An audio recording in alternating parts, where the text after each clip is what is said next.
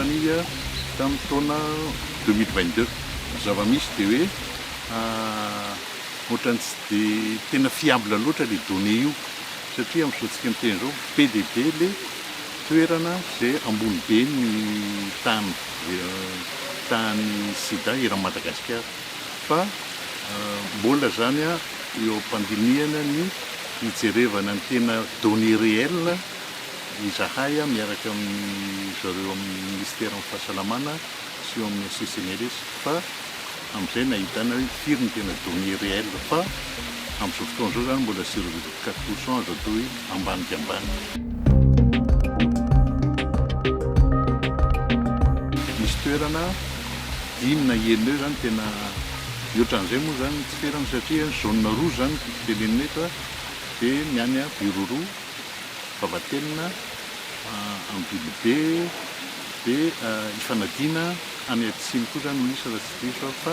na izany na tsy izany misy faritra mena dia misy faritra manakaiky ny mena dia ny faritra ny Tomasina dia ny Nosbe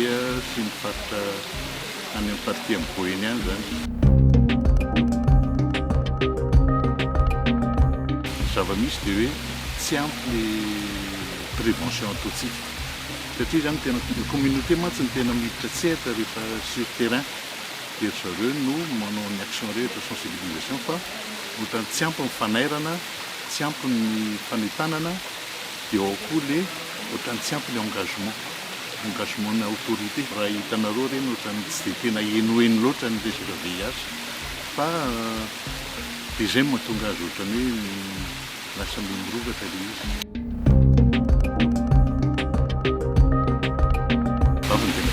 Matetika zany eo amin'ny 15-34 ans eo zany tena betsaka fa zava-misy amin'izao fotoana izao fa mibetsaka ny tanora. Mibetsaka ny tanora voan'ny VIH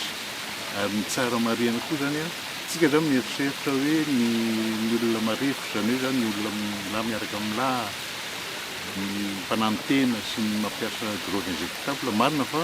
ambony ny prévalence amin'izareo ireo fa ao koa dia olona antsoina hoe population en dehors-n'ireo population passerelle reny zany sy ny vehivavy bevoka reny BDP ao anatin'ny plan stratégique national antsika izay ho validé na soit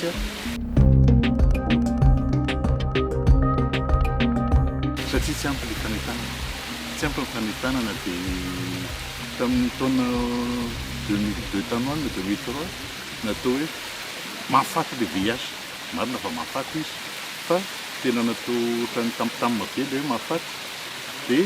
tamin'ireny misy action be dia be natao satria tamin'ireny misy an'le projet PMPS ny banque mondiale namasy tamin'ireny dia tena nafanafana be raha nahitinareo eraky ny tanàna misy afisy VIH sy ny tariny zao ohatra tsy dia misy intsony fa diky zany fa hoe tsy ampy le fanentanana sy prévention. Non mantsy PDB ny population autour de 3 millions